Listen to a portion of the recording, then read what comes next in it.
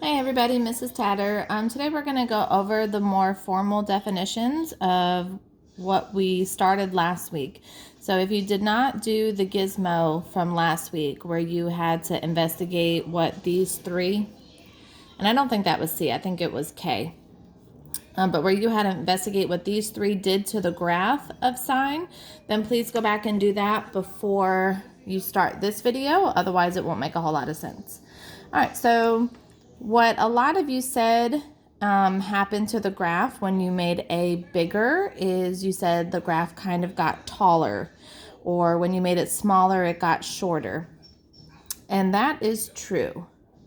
This kind of decides how high up and how far down the graph of sine is going to go. These are the notes from last week's video. So if you notice in the parent function, it only goes up to 1 and down to -1.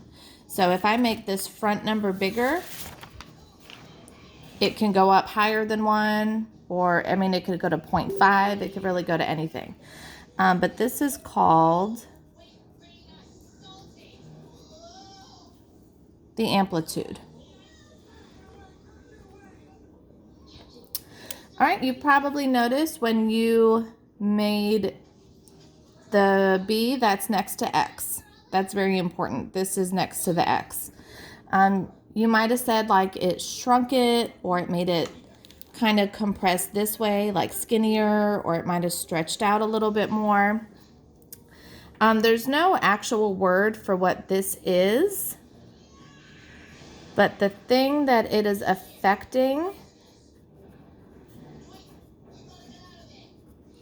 is the period of the graph. That's what we call it.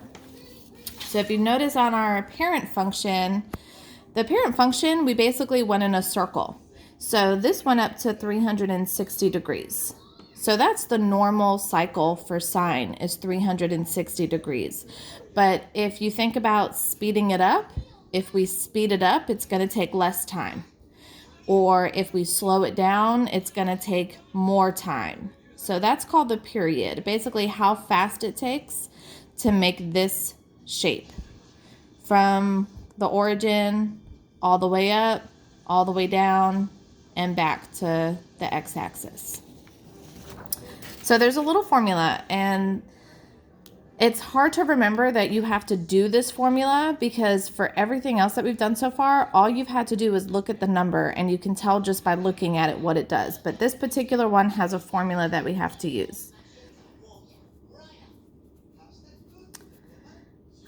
And that is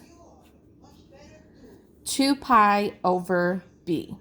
So we haven't used 2 pi yet, but hopefully you're aware that a circle is 360 degrees. But if you remember from your geometry experience, when we calculate the distance all the way around the circle, that's called the circumference. The circumference is 2 pi r. We really don't need the radius part of it because that's just like the scale factor to tell you how big the circle is. But that's where that 2 pi is coming from. That's called a radian measure. So when you see on Desmos, or if you have a calculator at home where you can make it degree mode or radian mode, this 2 pi is the radian mode. So we're either going to use 2 pi over b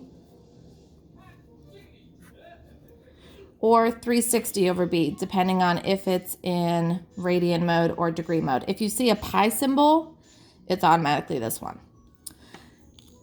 All right, and C, like I said, I think it was K in the video last time. It doesn't really matter what letter you use, but see how it's plus and then a number? This is that outside. So this is the vertical shift. But this tells you where the midline of the graph is. All right, so I'm going to make up an equation of a sine graph.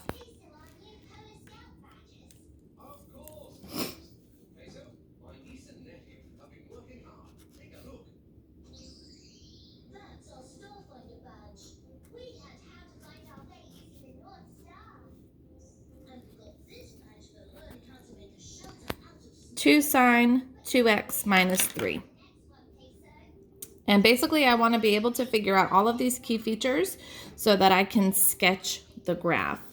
So you can kind of pause the video. I'm going to ask you some questions, but I want you to tell me what is the amplitude of this graph. Good, hopefully you said 2.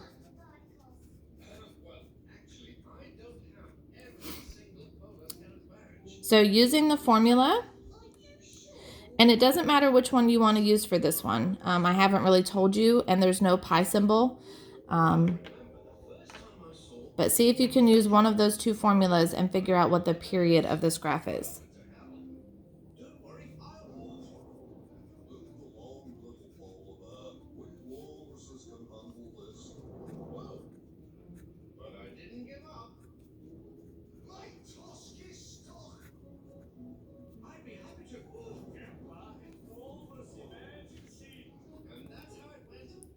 So the period is either pi or 180 degrees, depending on if we're in radians or degree mode.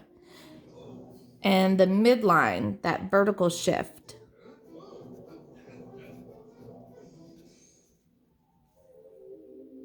the vertical shift on this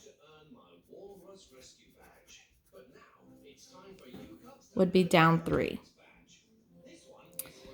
All right, so I can use all of that information to sketch this graph. And I know it doesn't really sound like it's going to be, but sine and cosine are typically easier to graph and quicker to graph by hand because of the radian mode and the fact that if you remember from this table of values, how most of the values on your graph are going to be irrational numbers. Sometimes it's just quicker to do it by hand and not have to deal with all that extra stuff.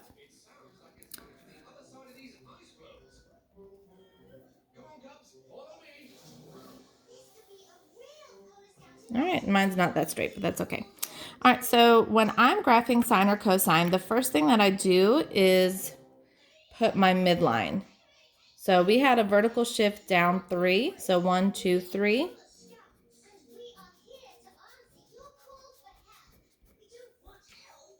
So that's my new x-axis. And this is the original graph. So I want you to think about the fact that we're trying to make this shape. We just might need to make it go taller, and it might not be as long as this one because this one went all the way up to 360. And if you think about my new period is 180. So basically I need this all the way up, all the way down, and it has to be back here by the time my new graph reaches 180 degrees. So I want you to think about basically since the period got cut in half, this is going 2 times faster than the original. So it's not going to take as much time. All right, the other thing that I do next is I go ahead and mark my maximum and minimum using my amplitude. So if my amplitude is 2, my maximum will be 2 units above my midline, and my minimum will be 2 units below my midline. So basically, I am contained within this road. It kind of looks like a street. So I need to keep this graph contained within here. All right, and I'm going to sketch just what the parent function looked like so I remember what that shape is. So here, all the way up, all the way down, and back. So if you look at my original copy, this is supposed to cross my midline 3 times at the beginning, in the middle, and at the end. And it's going to reach my maximum halfway between these 2 points. And it's going to reach my minimum halfway between these 2 points. So everything is very evenly spread out because if you remember on our parent function, we were pretty much going in 30-degree intervals. So everything was kind of spread out pretty evenly, nice and symmetric.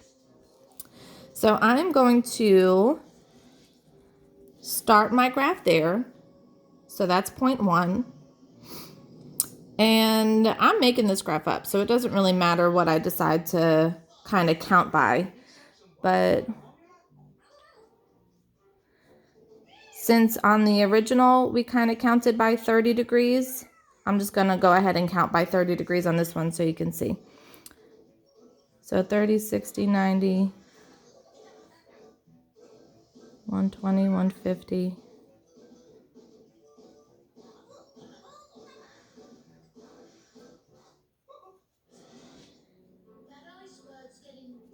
I'm skipping a little bit just because I don't have that much room to write all these numbers. All right, but we'll assume we'll count by 30 degrees.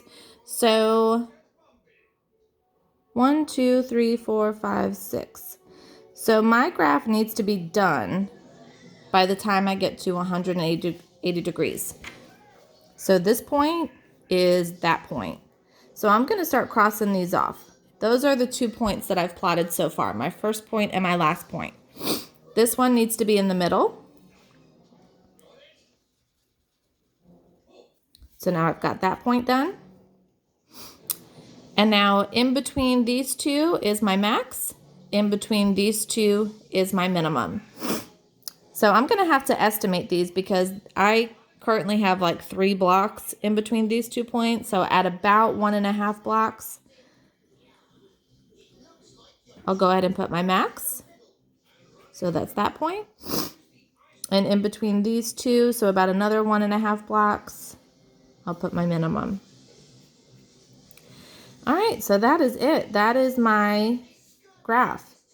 And it will just repeat that pattern forever and ever. So I'm gonna, basically this point now, when I go to continue, is like my original starting point. So at about 1.5 blocks maximum, there's that point, minimum, and then we're back. All right, and that will take us to 360 degrees. So you can see basically that 2 that was in front of my X is letting me know that I have 2 of those sine curves within the normal 360 degree cycle. So there's 1 and there's 2.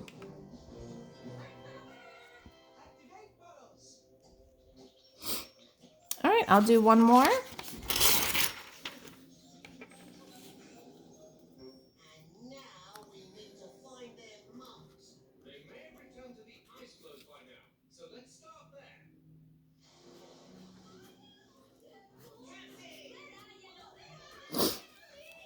All right, 3 sine x over 2 plus 1.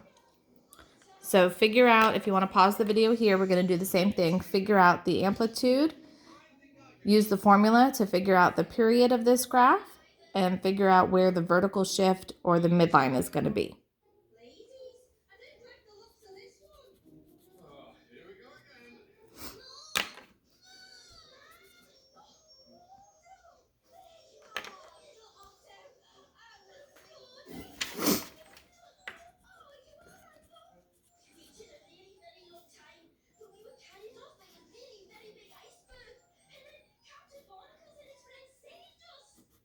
So it's a little bit misleading on this video or for this example, but the number in front of X is actually 1/2. So I need to do 360 divided by 1/2.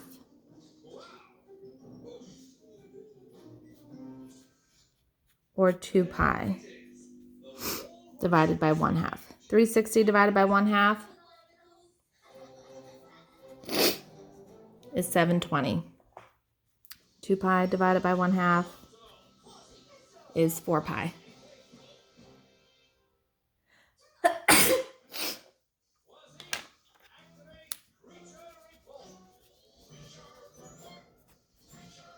My midline will be up 1.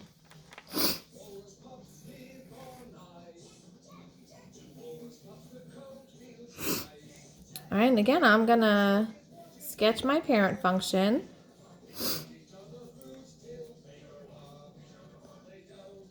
those are the points that I'm going to keep in mind.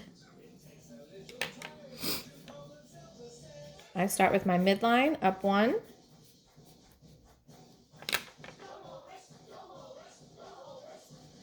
My amplitude is 3. So my maximum is 3 above the midline. My minimum is 3 below the midline.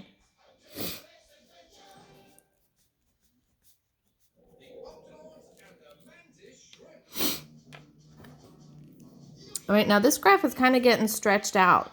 Basically what this is saying is by the time I get to 360 degrees, I'm only going to be able to see half, which is that top from all the way up back to the middle.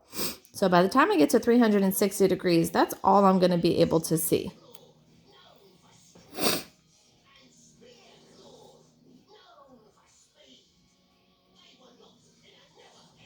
So I'm going to count by 30s again.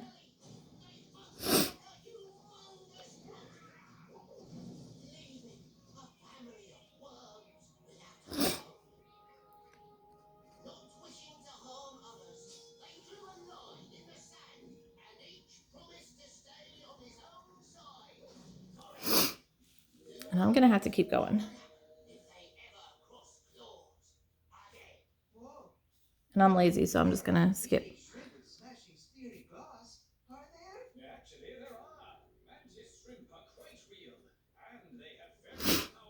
Oh, and I almost ran out of room.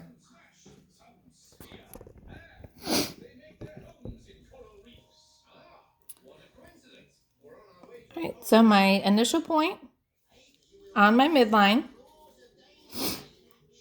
this is not even going to end until it hits 720 degrees. Oh, and I can't see very well, so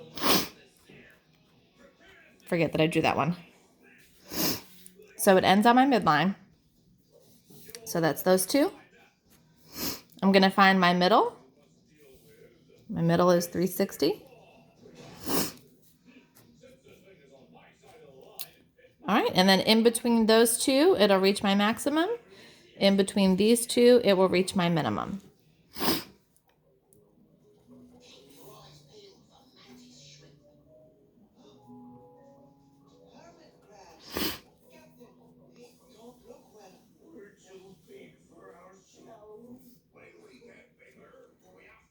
All right, so you see this one is super stretched out. And if I didn't make my graph go all the way to 720, that's the only bit of it that you would be able to see. You would only be able to see half of it if my graph only went up to 360. So compare that to the parent function to help you. All right, so that is how I graph them. Start at the midline, map out my maximum and my minimum. That creates this like pathway for me to graph inside. And then I always sketch this parent function so that I know what I am looking at. So I knew to go all the way up to 720, and then I could kind of space everything out evenly based off of that.